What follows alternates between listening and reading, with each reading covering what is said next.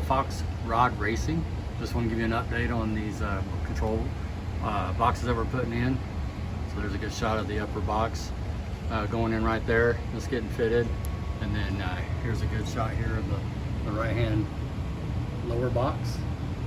So you can see that, and then we put a tube inside there to brace that up a little bit.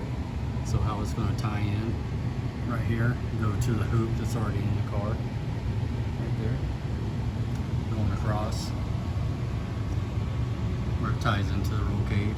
Same with this side as well. You can see Keith's just doing a good job of getting this tacked in, getting it fitted, making sure everything's level, square. So another interesting thing Keith showed me when we first get this apart, I knew I was ripping the car apart a little bit, but he showed me right here another spot where it literally was ripping the floor apart.